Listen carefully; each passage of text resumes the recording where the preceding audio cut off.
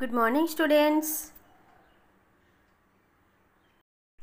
शुभोदय बच्चों, कैसे हो? कल हम जो पाठ पढ़ाए थे, हमारा पहला पाठ जिस देश में गंगा बहती है, पाठ से संबंधित कविता जो है उसे गाकर सुनाई थी। शायद आप सबको आ गया होगा। सीख लिए बच्चों? Very good. तो अब हम कविता का सारांश देखने जाते हैं।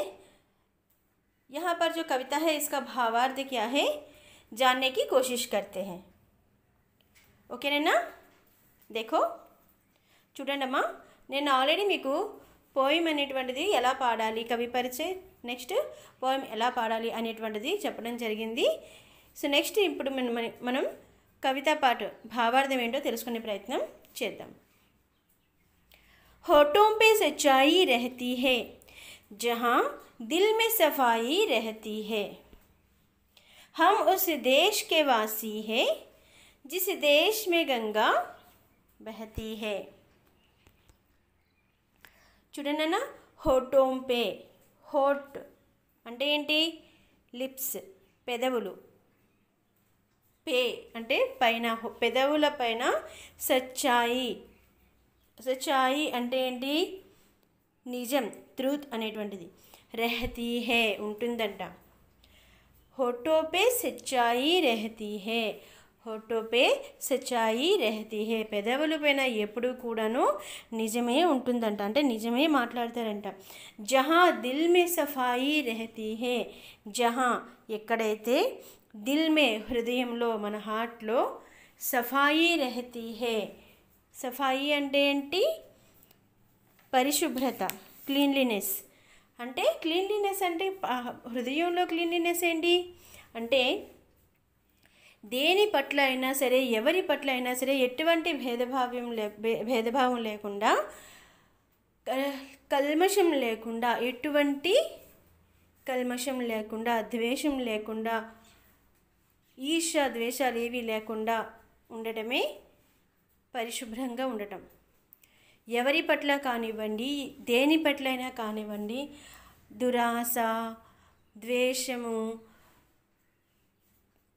ఇటువంటివన్నీ, స్వార్థము, ఇటువంటివన్నీ కూడా చెడు స్వభావాలు. సో ఇటువంటివి ఏవి లేకుండా ఉండడమే పరిశుభ్రత, క్లీన్లీనెస్. అంటే అది ఎవరిలో ఉంటుందంట చూడండి. హమ్ ఉస్ దేశ్ కే వాసీ హే, అటువంటి దేశానిలో నివసించేటువంటి వాసులం. జిస్ దేశ్ మే గంగా బహతీ హే, ఏ దేశంలో అయితే, జిస్ దేశ్ మే అంటే ఏ దేశంలో అయితే పవిత్రమైనటువంటి గంగా నది ప్రవహిస్తుందో. ఏ దేశం అది? పవిత్రమైనటువంటి మన గంగా నది ప్రవహించేటువంటి దేశం ఏది? ఇంకే దేశం? మన భారతదేశమే. అంటే ఈ పోయంలో కవి ఏమంటున్నారు? होठों पे सच्चाई रहती है जहाँ दिल में सफाई रहती है. పెదవుల పైన ఎప్పుడు నిజం మాత్రమే ఉంటుంది. అలాగే హృదయంలో ఎప్పుడు, ఏ హృదయంలోనైతే ఎప్పుడు పరిశుభ్రత ఉంటుందో ఆ దేశవాసులమే. ఏ దేశంలో అయితే గంగా నది ప్రవహిస్తుందో. దీన్ని పోయం కాబట్టి ఇలాగ లైన్ అటు ఇటుగా మనకు కనిపించవచ్చు, కానీ ఒక రకంగా చెప్పుకోవాలంటే దాని భావార్థం, ఏ దేశంలో గంగా నది ప్రవహిస్తుందో ఆ దేశవాసులం మేము.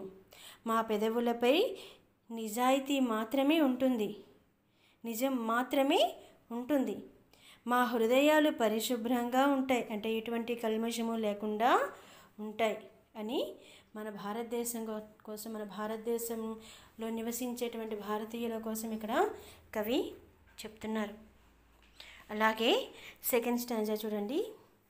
మెహమా జో హమారా హోతా హే वो जान से प्यारा होता है. మెహమా అంటే ఎవరు? గెస్ట్. ఎవరైతే వస్తారో, గెస్ట్స్ వస్తుంటారు కదా, అతిథులు ఎవరైతే ఉంటారో వాళ్ళు.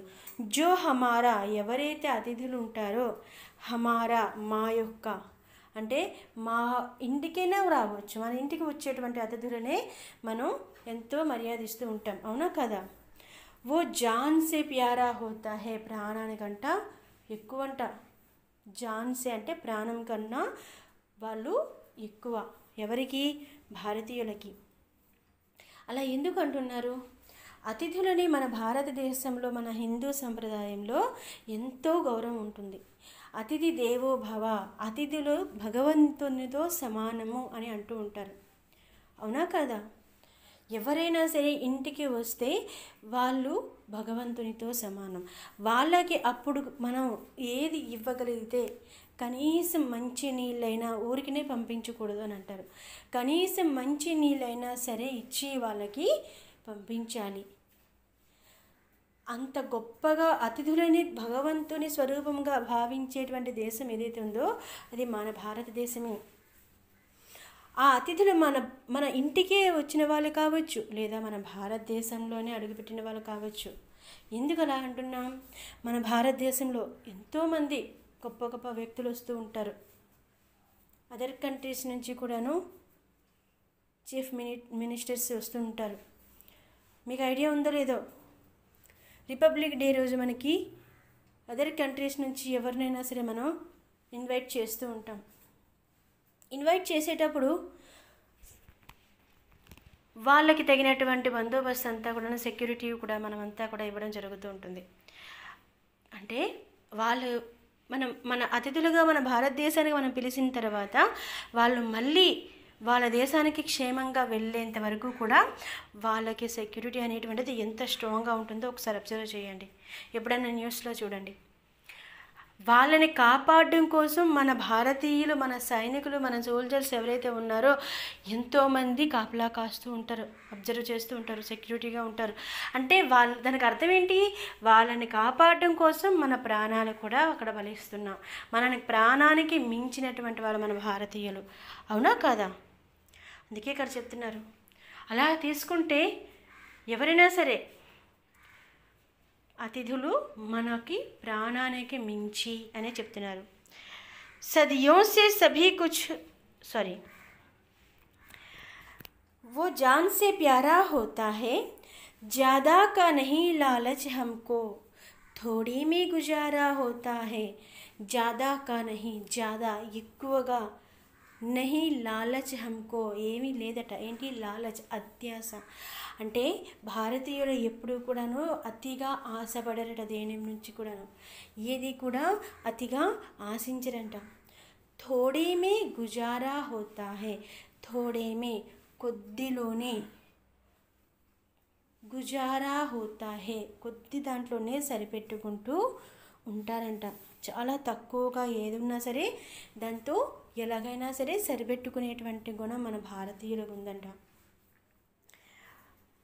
बच्चों के लिए जो धरती माँ सदियों से सभी कुछ सहती है, बच्चों के लिए పిల్లల కోసం, जो धरती माँ, ధరతి పృథివీ, భూమి, భూమాత, ఎర్త్, భూమిని తల్లిగా భావిస్తున్నారు. ఎందుకు?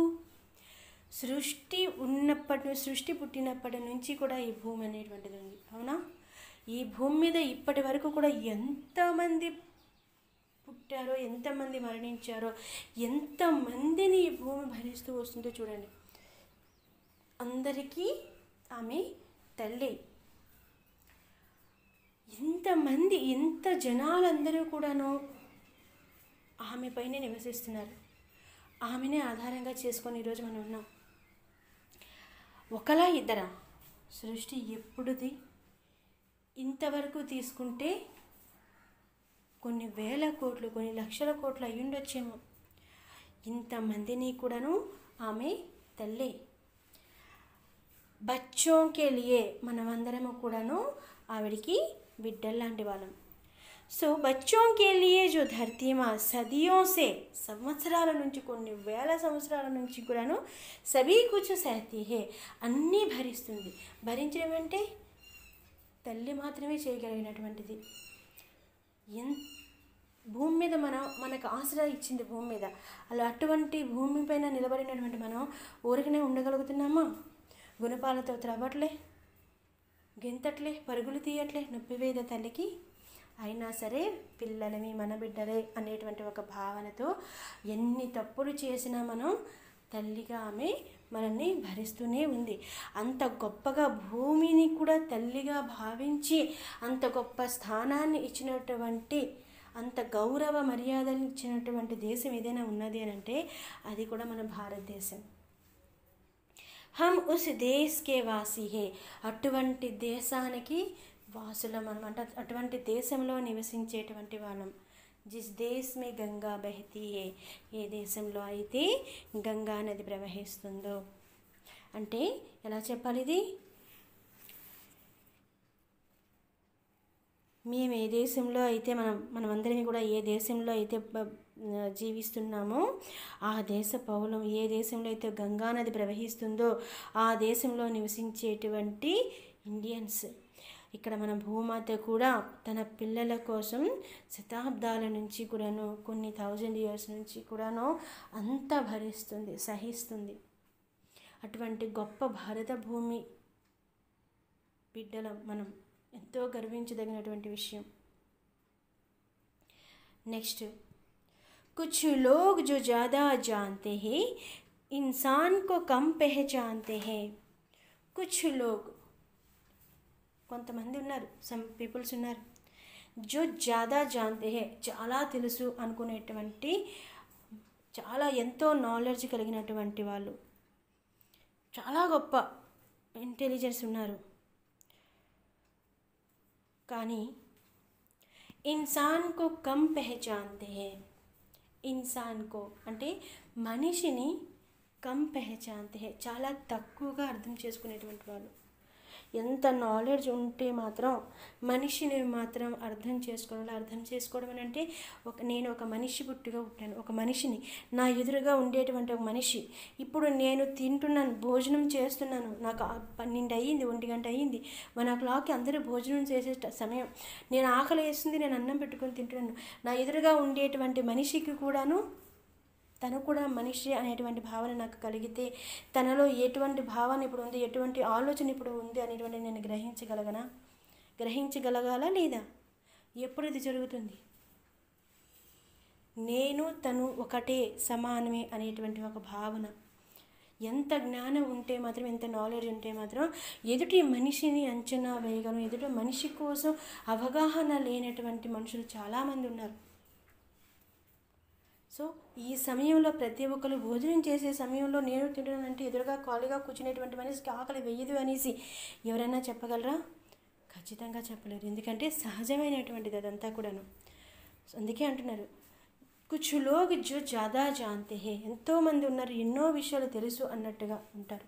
కానీ ఇన్సాన్కు కమ్ పెహచాన్తే హే, మనుషులని మాత్రం గుర్తించడం చాలా తక్కువ. మనుషులు మాత్రం ఎవరు గుర్తించలేరు. ఏ పూరబ్ హే పూరబ్ వాలే, పూరబ్ హే ఎవరు?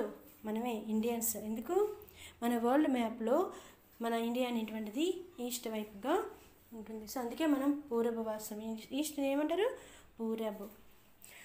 ఏ పూరబ్ హే పూరబ్ వాలే హర్ జాన్కి కీమత్ జాన్తే హే, హర్ జాన్ ప్రతి ప్రాణము విలువ తెలిసినటువంటి వాళ్ళు. కీమత్ అంటే విలువ, వాల్యూ. ప్రతి ఒక్క ప్రాణం విలువ తెలిసినటువంటి వాళ్ళు ఎవరు? భారతీయులు. అందుకే కదా ఎంతమంది మనపైన అటాక్ చేసినా సరే ఇంకా శాంతియుతంగా సందేశాలు పంపిస్తూ శాంతిని కాపాడుకోవాలి. ప్రాణం తీయడం అనేటువంటిది క్షణాల్లో పని. కానీ ఆ ప్రాణాన్ని పోయగలిగేటువంటి శక్తి ఎవరికైనా ఉందా అంటే లేదు. ఆ శక్తి లేనప్పుడు మనం ప్రాణం తీసే అధికారం ఎవరికి భగవంతుడు ఇవ్వలేదు. ప్రతి ఒక్క ప్రాణం విలువ తెలిసినటువంటి వాళ్ళు మన భారతీయులు. అందుకే మన బోర్డర్లో ఎంతమంది ఎన్ని రకాలుగా అటాక్ చేస్తున్నా సరే ఇంకా సహనంగా, ఓర్పుగా, మరీ మితిమించితే తప్ప మన వాళ్ళు అటాక్ చేయరు. ఆలోచించండి. ఎందుకు? ఎవరి ప్రాణమైనా సరే మనకి ఎనిమీస్ అయితే మాత్రం వాళ్ళు మాత్రం మనుషులు కారా? వాళ్ళు మాత్రం ప్రాణం కాదా? వాళ్ళకి మాత్రం కుటుంబాలు, ఫ్యామిలీస్ లేవా? ఉండవు. ఉంటాయా? ఉండవా? ఖచ్చితంగా. కానీ ఆలోచన, ఒక మనిషి ప్రాణం విలువ ఏంటనేటువంటిది ఎవరూ చెప్పలేనటువంటిది, ఎవరూ సమానంగా చేయలేరు. ఎవరు దానికి బదులుగా ఎంత ఇచ్చినా సరే మనిషి లేని లోటు ఎవరూ తీర్చలేరు. అంత విలువైనటువంటి ప్రాణం. అందుకే ఆలోచిస్తారు మన వాళ్ళు. అందుకే ఇక్కడ అంటున్నారు హర్ జాన్కి కీమతి జాన్తే హే, ప్రతి ప్రాణం విలువ కూడా తెలిసినటువంటి వాళ్ళం. ఎవరు? పూరబ్ వాలి, ఈస్ట్ వైపు ఉండేటువంటి మన భారతీయులు అందరం కూడా. అర్థమైందనేనా? అంటే దీన్ని ఒక పద్ధతిలో చెప్పాలంటే, చాలామంది ఉంటారు కొంచెం లో కొంచెం జాతి, అంటే కొంతమంది ప్రజలు ఎంతో ఎక్కువ తెలుసు అని చెప్పి మనుషులను మాత్రం తక్కువగా గుర్తిస్తారు. కానీ మనము తూర్పు వాళ్ళం, ఈస్ట్ వైపు ఉండేటువంటి వాళ్ళం. తూర్పు వాళ్ళు మనం ఎవరైతే ఉన్నామో ప్రతి ప్రాణం విలువ, అంటే మన భారతీయులందరూ కూడా ప్రతి ప్రాణం విలువ తెలిసినటువంటి వాళ్ళం. ప్రపంచ పటంలో భారతదేశం ఎటువైపు ఉంది? తూర్పు వైపు ఉంది. అందువల్లే కవి ఇక్కడ మనకి తూర్పు వాళ్ళు అని సంబోధించి చెప్పడం జరిగింది. అర్థమైందన్నా? నెక్స్ట్ వీడియోలో నెక్స్ట్ పోయిం ఎక్స్ప్లెయిన్ చేస్తాను. Thank you for watching.